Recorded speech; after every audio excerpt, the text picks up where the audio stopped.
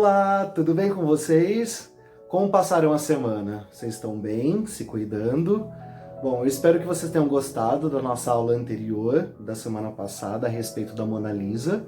E hoje eu quero falar para vocês a respeito de um movimento da história da arte que aconteceu 3 séculos depois da criação da Mona Lisa. A Mona Lisa ela foi feita por volta de 1504, né? E agora a gente vai para o século XIX, mais precisamente em 1874, quando começou na história da arte um movimento chamado impressionismo. O impressionismo ele também tem um outro momento dele, uma continuação, que é chamado de pós-impressionismo, mas hoje eu quero falar para vocês a respeito do impressionismo. Bom, o impressionismo ele surgiu então no século XIX, mais precisamente na França. Foi uma exposição que ocorreu em 1874 com alguns artistas, e nessa exposição ficou claro esse outro movimento, esse novo movimento chamado de impressionismo. Bom, nessa exposição tiveram vários artistas renomados, hoje renomados, né?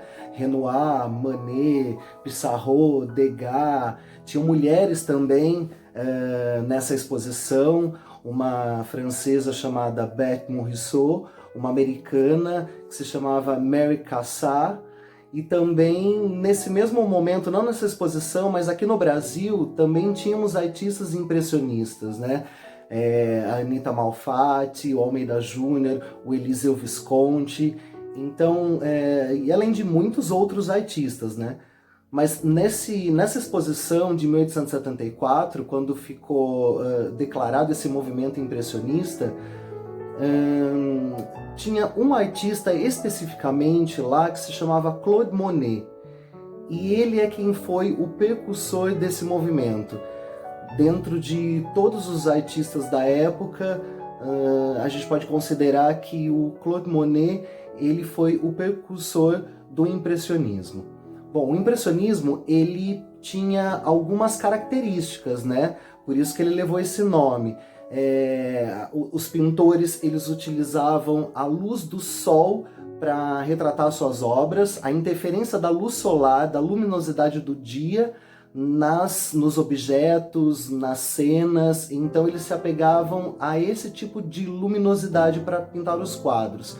E eles também abstraíram o contorno das formas, porque eles acreditavam que o contorno era algo que nós humanos criamos para delimitar os objetos, as coisas dentro do espaço. Então eles também abrem mão do contorno, eles resolvem o contorno de uma outra forma, que não com uma linha contínua, mas com emendas na pintura, sem deixar contorno, sem deixar a forma do contorno. Isso também foi uma característica do movimento.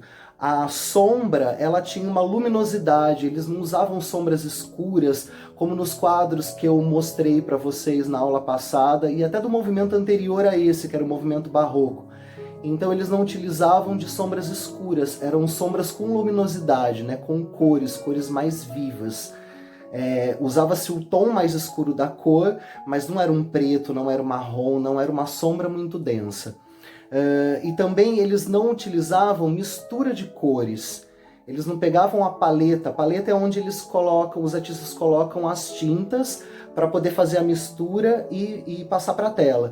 Eles não misturavam as cores, eles gostavam de usar as cores puras, mas combinando entre si, uma próxima à outra, porque daí, na percepção geral do quadro, é o espectador que faz essa mistura de cor conforme ele observa.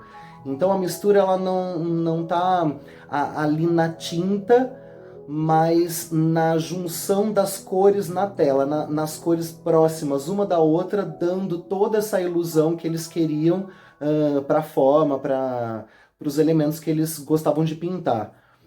E a luz e a sombra do quadro, eles gostavam de usar cores complementares. Dentro de todas as cores, existem cores que se complementam. Eu acho que vocês já intuitivamente já repararam nisso, já utilizaram dessa composição, até sem saber que são cores complementares. Por exemplo, o azul e o amarelo próximos, eles ficam muito mais bonitos do que separados, porque uma cor complementa a outra.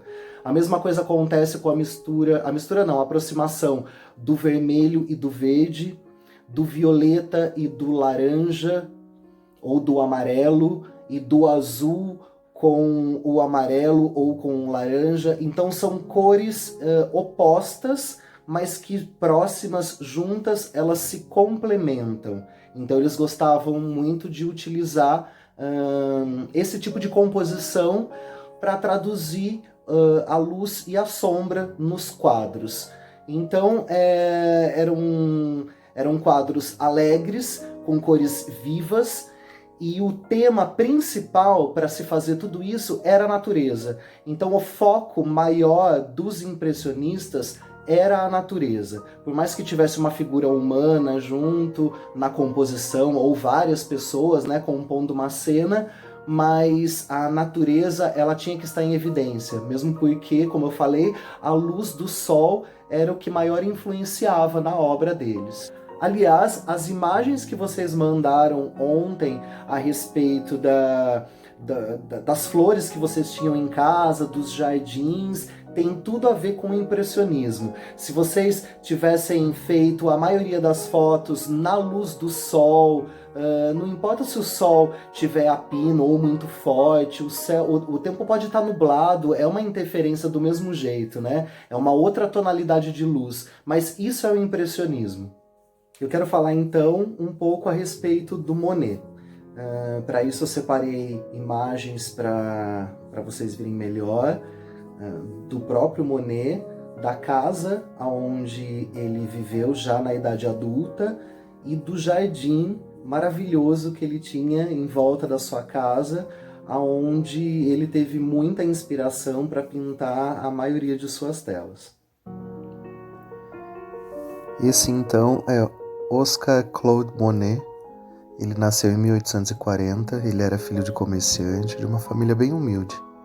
E ele gostava de pintar desde criança e foi bastante influenciado pela tia dele. Essa era a casa onde ele morava, já adulto. A cozinha da casa dele, ele adorava cozinhar.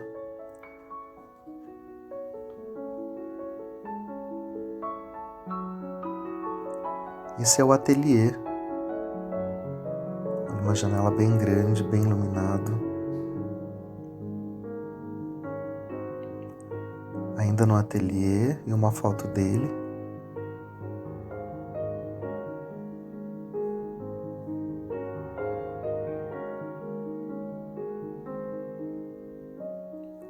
Um dos jardins da casa, dá pra ver a casa ao fundo, né? E esse passeio em direção à casa.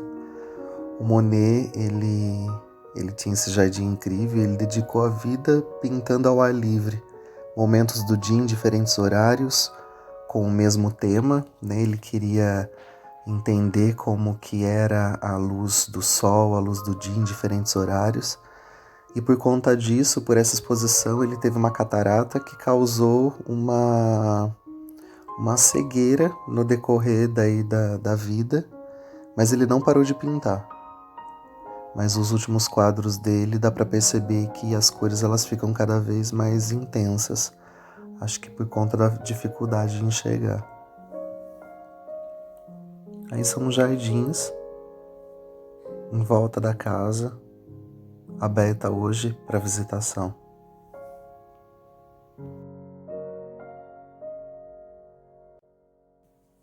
Com esse jardim maravilhoso, né, na sua casa, dava para imaginar o quão criativo o Monet conseguia ser com aquela paisagem linda, com aquelas flores, aquela luz do sol variando todos os dias, né? Com certeza foi de uma inspiração infinita para ele. Eu separei 10 obras de todo esse momento do Monet, né, de quando ele começou a pintar o impressionismo, e vou falar um pouquinho de cada uma, que vocês irão compreender bem quais eram as características do artista, né, e por que essas obras elas se destacam e elas são tão importantes.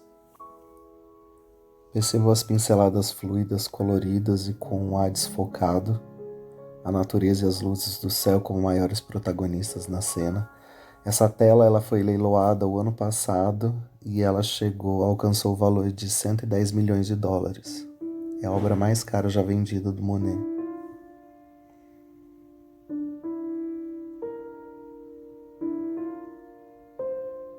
A imagem do céu refletindo na água, a sensação de tranquilidade, de sossego, a harmonia e a plenitude da natureza.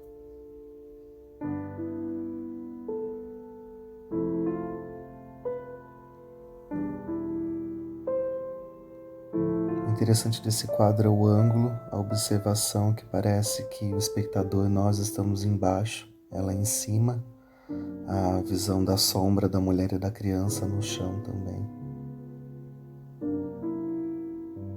Esse quadro é muito importante porque ele deu o nome ao movimento impressionista. Esse quadro se chama Impressão, Nascer do Sol.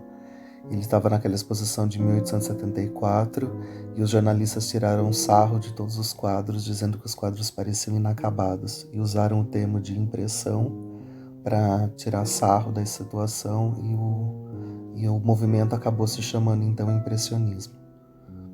Nesse quadro dá para ver a riqueza de detalhes da luz entrando pela copa da árvore, sendo reproduzida nos vestidos, numa cena cotidiana.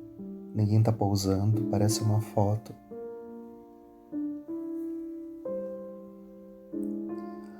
A bela paisagem quase desabitada, né? Uma sensação de arrebatamento diante de um horizonte quase infinito.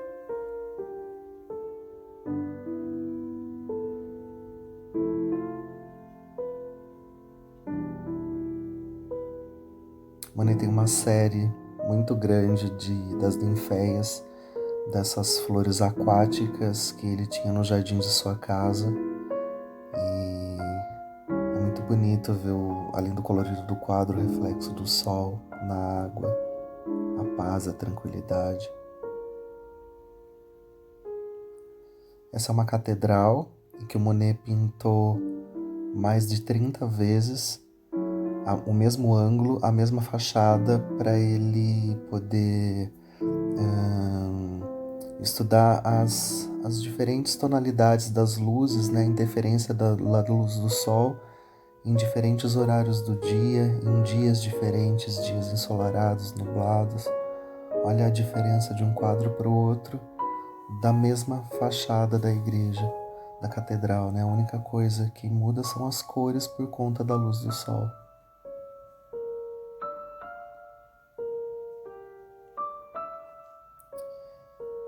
Esse era um jardim de um apartamento, na frente de um apartamento onde Monet morou. E esse jardim ele é muito importante. Ele é um parque público na França.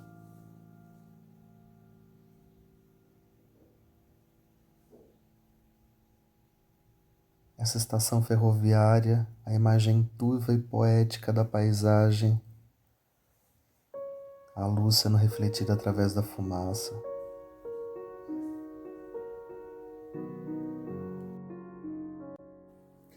Gostaram das obras dele?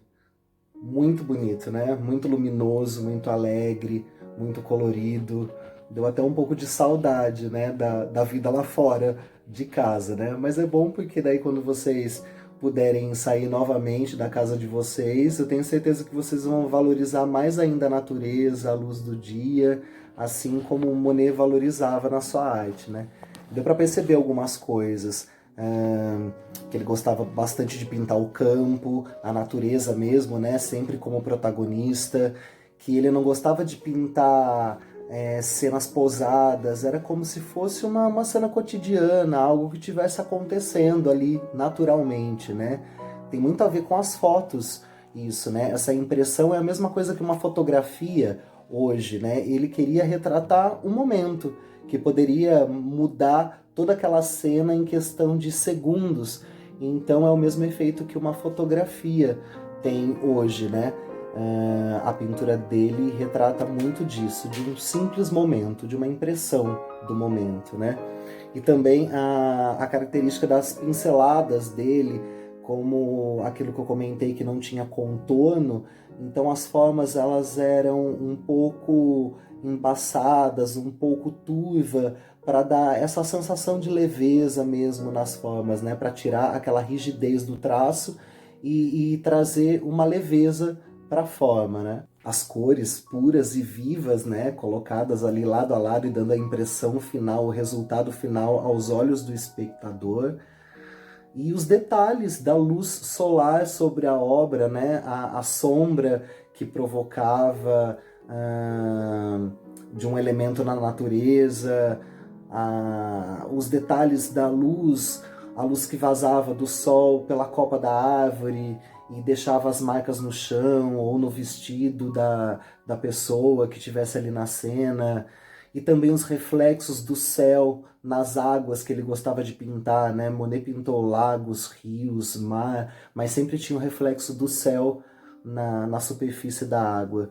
Então, com esses detalhes e toda essa leveza e todo esse colorido, eu acho que foram os pontos altos para o Monet poder criar esse movimento, né, ser um dos percussores desse movimento tão bonito, tão belo para aquele momento que foi o movimento impressionista. Essa foi uma breve noção, então, de quem foi esse artista maravilhoso, Claude Monet, e desse movimento impressionista, e espero que vocês tenham gostado.